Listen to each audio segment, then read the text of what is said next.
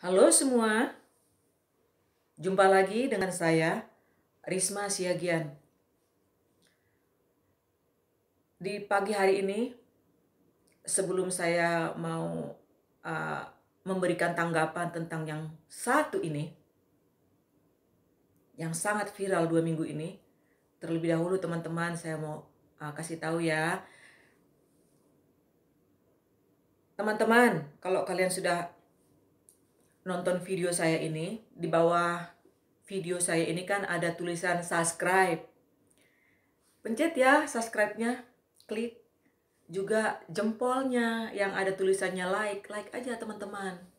Terus share, terus komen ya, nggak bayar kok ya. Dan mensubscribe itu nggak perlu makan waktu lama, nggak sampai 1 detik ya. Nah kalian kalau mau mensubscribe ke YouTube ya teman-teman ya, masuk ke YouTube, masukin nama saya, lihat video saya, di bawah video saya ada subscribe. Udah, subscribe ya teman-teman ya. Thank you. Nah, sekarang masuk ke ini nih. Masuk topik yang lagi viral 2 minggu ini. Yang lagi dicari-cari sama Interpol. Yaitu namanya Paul Zhang ya. Pastor Paul Zhang. Dia dicari-cari sampai ke luar negeri karena dia dinyatakan penistaan agama.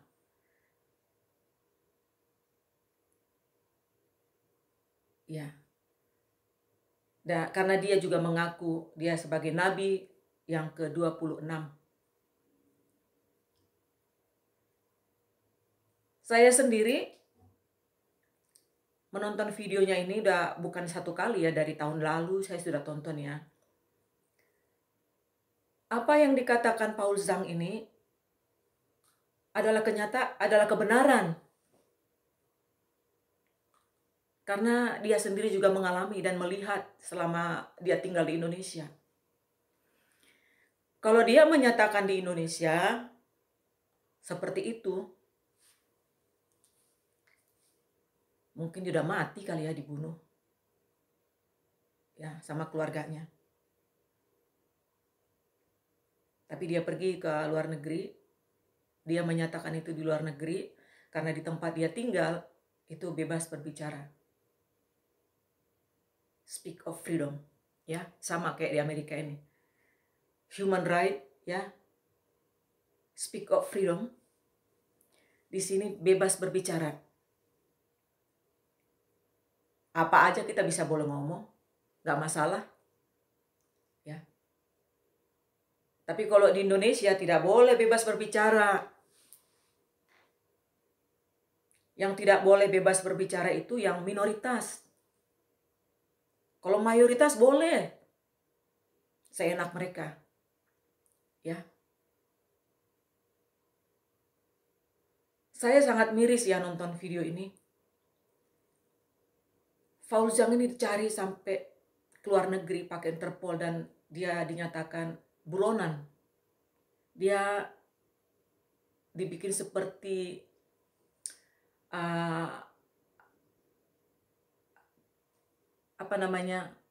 buronan kelas kakap, kayak penipu uang, melarikan uang negara gitu ya, atau teroris. Seperti itu dia dibikin ya.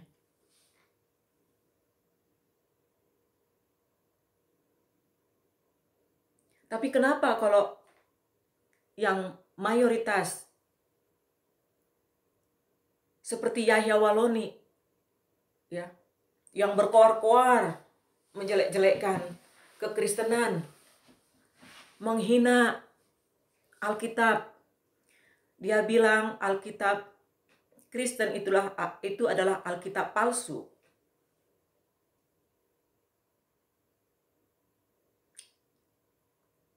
Bukan satu kali aja dia ngomong, sudah bertahun-tahun dia. Setiap dia ceramah di masjid, saya lihat ya, karena saya lihat terus videonya. Setiap dia ceramah di masjid, dia bukan membahas Al-Quran. Yang dia bahas Alkitab, yang dimaki-maki itu orang Kristen. Dan dia berkuar-kuar, berteriak-teriak. Dan dia juga sudah dilaporkan berkali-kali ke polisi ya. Tetapi nggak ada tanggapan ya. Nggak ada tanggapan sama sekali.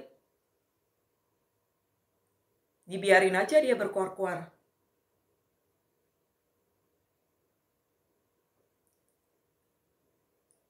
Sepertinya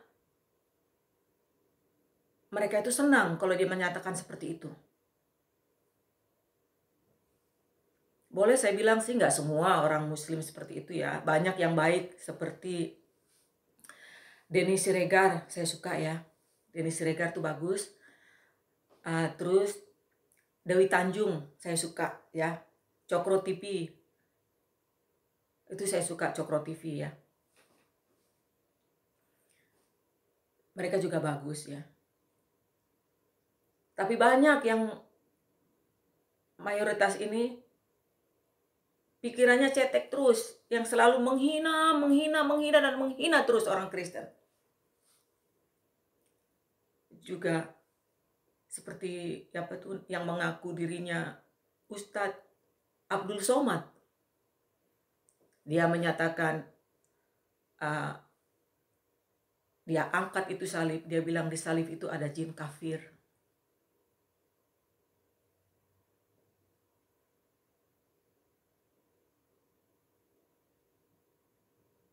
Itu luar biasa loh, itu bukan menghujat Kristen lagi. Ya, biadab namanya itu mereka itu ya. Jahat sekali mulut mereka. Tapi mereka dibiarkan berkuar-kuar. Nggak ditangkap, nggak diapa. Disinilah saya lihat letak ketidakadilan hukum di Indonesia ya.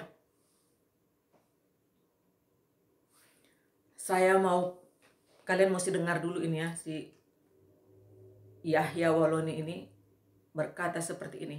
Manifestation becomes nonsense. Dongeng tambah tahyul sama dengan omong kosong. Makanya di situ judulnya Matius, Markus, Lukas, Stefanus, Stetanus, Spiritus, Capticus. Antum tantang saya. Lapor saya bila perlu ke Bareskrim. Kami lapor. Ini bukan cuma penistaan ini. Penghancuran. Bukan cuma penistaan agama. Penghancuran ini kawan.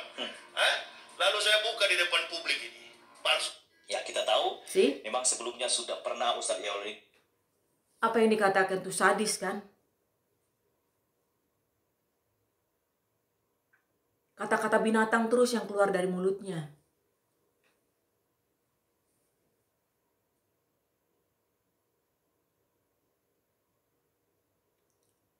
Begitulah hukum di Indonesia. Sangat tidak adil. Tidak fair. Padahal negara Pancasila dikumandangkan setiap 17 Agustus. Tapi realitinya mana? Nggak ada. Ya. Gereja dibakar di mana-mana. Orang Kristen tidak boleh beribadah di rumah.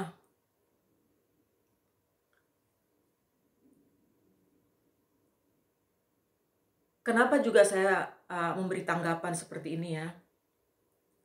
Kenapa juga saya menyatakan kalau Pastor Paul Zhang ini menyatakan kebenaran? Saya ngalamin sendiri tahun 97 di rumah saya. Saya tinggal di Taman Tridaya Indah di Bekasi, di Tambun sana. Tahun 97 itu sedikit bercerita tentang kenapa saya komen seperti ini ya. Tahun 97 itu kan itu perumahan masih baru. Jadi kami mengadakan ibadah lah ya. Berkenalan satu dengan yang lain. Karena waktu itu kan kami belum tahu di mana gereja. Karena tahu sendiri di daerah Tambun itu nggak semudah itu ada gereja. Akhirnya kami beribadah. Nah, ada salah satu pendeta muda yang memimpin ibadah kami di rumah saya sendiri. Kami baru berkumpul sekitar 6 orang, 7 orang termasuk saya ya. Kita mulai dari jam 7. Baru mulai. 15 menit kemudian, saya dengar ada suara motor depan rumah saya. Kencang-kencang, wung, wung, wung, wung, wung, wung. Kayaknya sesuatu yang gak beres dalam hati saya. Saya buka itu kordeng dari jendela. Wah, ternyata Pak RT saya mutar-mutar.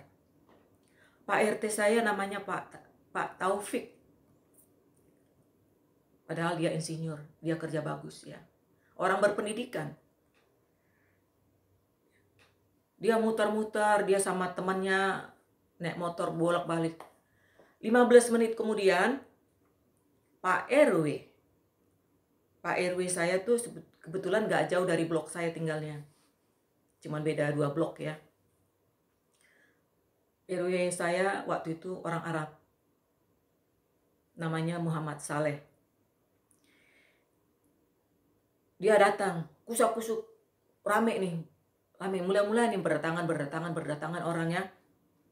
Nah, karena sudah berdatangan orang, akhirnya kami stop lah ibadah ini. Padahal kami tidak pakai mic. Enggak ada. Ya, kami stop. Sekitar jam 9.30 malam, itu masa nggak tahu dari mana aja itu mereka undang ya. Lebih dari 600 orang. Mereka berteriak-teriak. Mereka bilang, kafir, bunuh kafir, bunuh, bakar rumahnya. Begitu. Jadi rumah saya, itu pagarnya saya gembok ya. Akhirnya saya keluar pintunya saya tutup. Jadi pendeta sama yang 5 orang ini di dalam. Mereka teriak-teriak. Mereka bunuh aja, tidak boleh ada kafir di sini, tidak boleh. Terus ada yang lompat pagar. Kebetulan pagar saya agak tinggi, pagar rumah ya. Mereka lompat loh. Ada yang ke genteng. Mereka jebol, itu saya punya pintu jendela. Itu kacanya pada rusak semua ya. Tuh pintu rumah didubrak. Mereka masuk.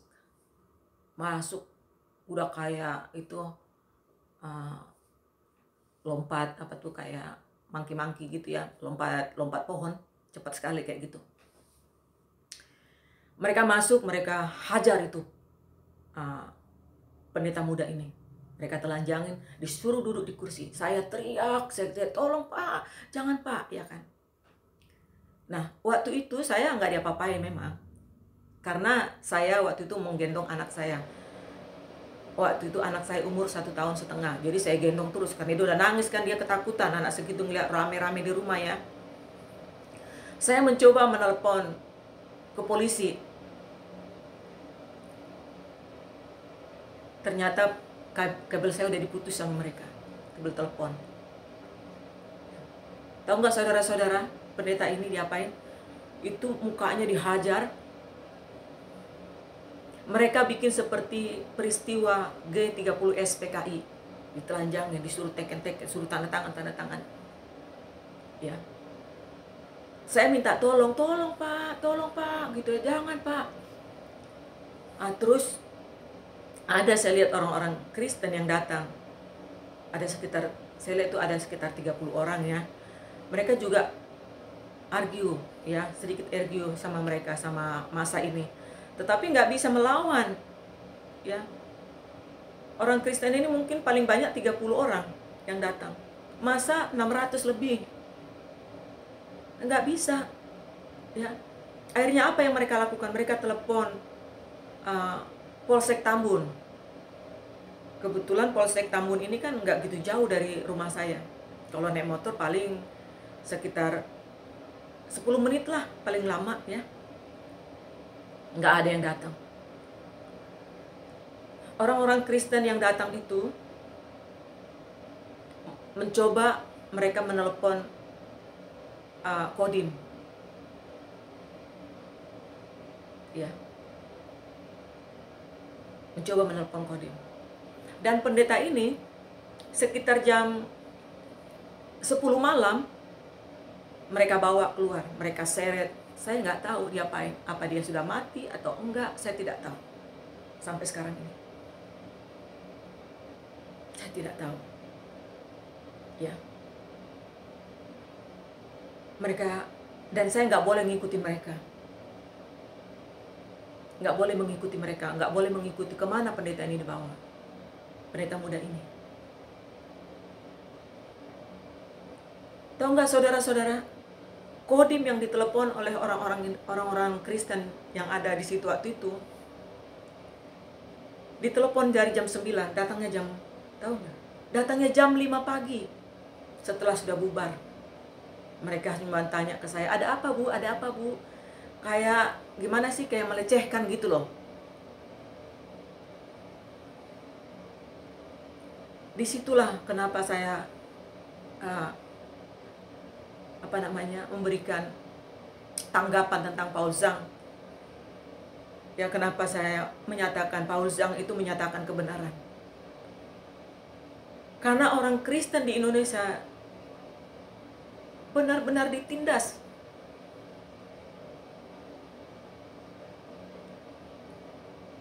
Nggak ada hak untuk beribadah. Ya, bila perlu dibunuh.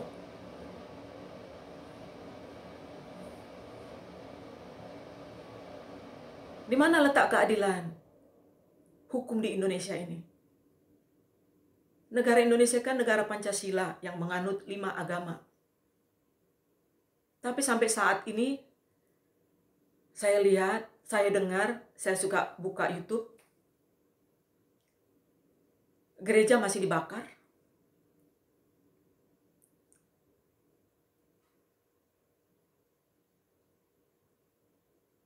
Orang Kristen beribadah, orang-orang Katolik beribadah di gereja dibom.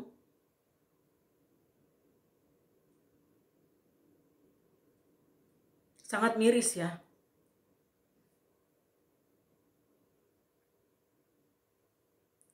Tidak ada tindakan sampai sekarang.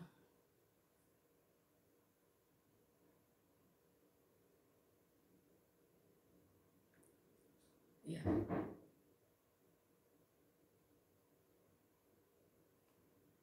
Sangat miris. Tahu nggak saudara-saudara, sekitar jam 9.30 pagi setelah peristiwa di rumah saya itu, tetangga-tetangga saya yang muslim datang. Mereka bawa surat, ada namanya Pak Sutrisno yang megang surat ini. Dia juga kerja di Telkom. Pendidikannya cukup tinggi, S2 ya. Mereka menyatakan kalau orang Kristen itu tidak boleh mengadakan ibadah apapun tentang kekristenan di rumah. Walaupun itu rumah saya sendiri. Saya disuruh tanda tangan. Jadi katanya kalau saya mau mengadakan ibadah di rumah saya, walaupun kumpul 2-3 orang, saya harus permisi, harus pergi ke wali kota. Wali kota Bekasi. Coba saudara-saudara. Saya tidak mau tanda tangan, saya lawan waktu itu. Saya bilang, saya tidak mau Pak tanda tangan ini. Karena negara kita kan negara Pancasila yang menganut 5 agama, termasuk Kristen. Nah saya Kristen Pak. Karena ada tertulis di undang-undang, di Undang-Undang Dasar tahun 1945. Kita punya hak yang sama. Saya bilang, apa enggak? Tahu enggak saudara apa jawabnya mereka? Ibu kalau nanti ada apa-apa sama ibu, kami nggak tanggung jawab loh. Itu kata mereka itu tahun 97, bulan September itu. Saya bilang saya nggak takut. Padahal saya takut banget. Saya cuma bilang, Tuhan Yesus tolong saya. Tuhan Yesus tolong saya. Saya nggak punya kekuatan, ya kan?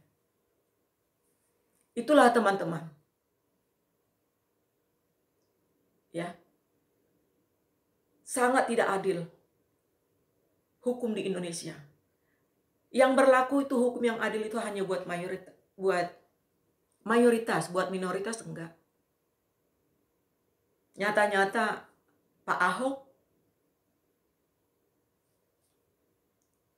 dia cuma menyatakan sedikit, dia tidak menyinggung kok. Enggak. Tapi dia masuk penjara. Dikurung di penjara. Pak Saifuddin Ibrahim. Dia bukan penghujat, dia bukan pembunuh. Ya, cuma menyatakan sedikit aja tentang kekristenan, dimasukin penjara. Pak Rusli Manwarfa dimasukin di penjara.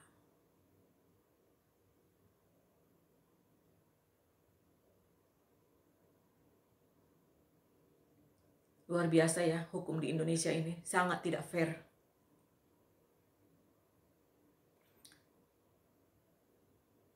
Jadi itulah teman-teman ya, kenapa dan mengapa saya saya katakan Paul Zhang ini menyatakan kebenaran. Ya, karena dia pernah mengalami sendiri. Ya. Marilah bangsa Indonesiaku. Ya. Pemerintah Indonesia ya. Yang adil.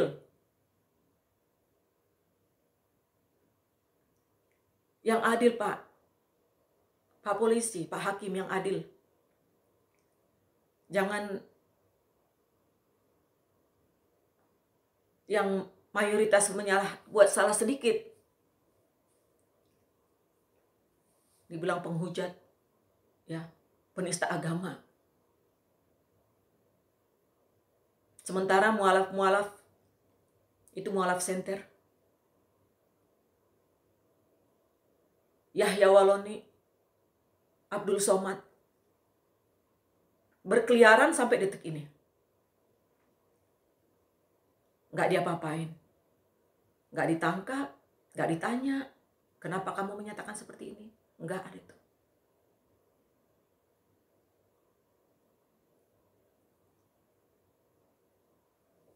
Itulah ya. Jadi mudah-mudahan ke depan ini setelah kejadian Paul Zhang menyatakan dia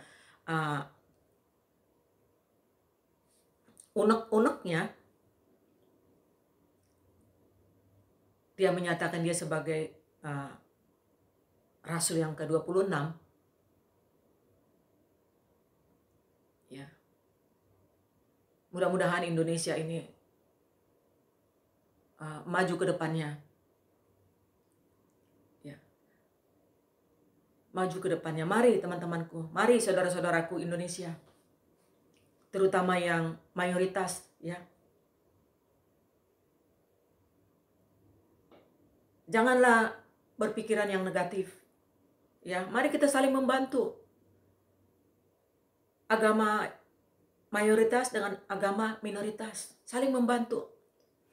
Karena negara Indonesia ini berdiri bukan karena berdasarkan satu agama. Tidak ada. Ada Kristen, ada Islam, ada Buddha, ada Katolik, ada Islam di situ, ya. Kita sama-sama anak bangsa. Tidak ada anak tiri, tidak ada anak kandung, semua sama anak kandung, ya.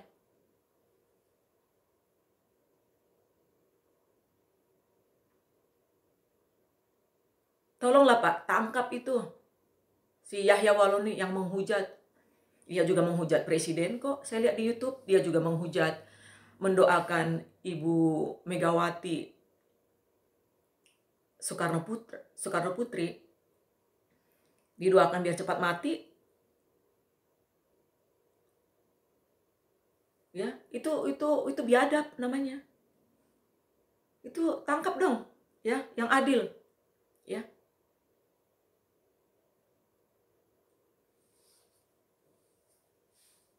Jadi gitulah ya teman-teman. Kalau di pagi hari ini kalau ada memang mungkin ada teman-teman ini yang menyatakan, kamu berpihak kepada Paul Zhang. Kamu tuh nggak benar. Gitu ya. Saya tinggal di sini, di Amerika. Saya juga berhak menyatakan kebenaran. Berhak menyatakan kebenaran. Ya. Mari teman-teman di Indonesia, terutama yang mayoritas yang selalu ditindas ya. Jangan diam terus. Jangan diam.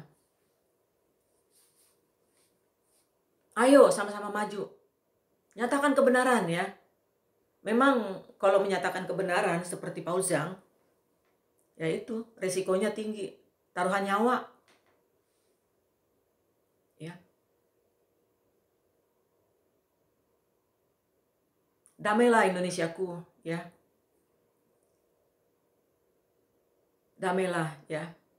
Jangan saling mengadu domba. Jangan saling sedikit-sedikit lapor si anu menghina keislaman, menghujat keislaman. Lapor langsung. Ya, laporannya berjilid-jilid, 5.000 lembar kali ya. Jangan teman-temanku, jangan saudara-saudaraku. Walaupun kita beda agama, tapi kita satu, bangsa Indonesia. Ya. Bangsa Indonesia. Indonesia, tumpah darah kita, tumpah darahku, ya. Tanah tumpah darahku. Ya. Praktekkan itu Pancasila.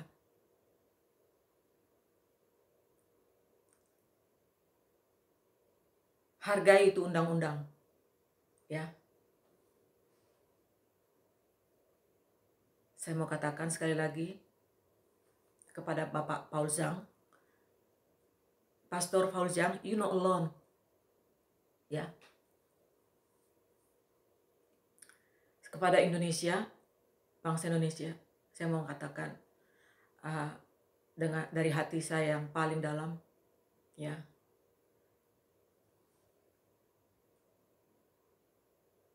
God bless you all the times. Ya udah ya, saudara-saudara, sampai di sini dulu. Bye.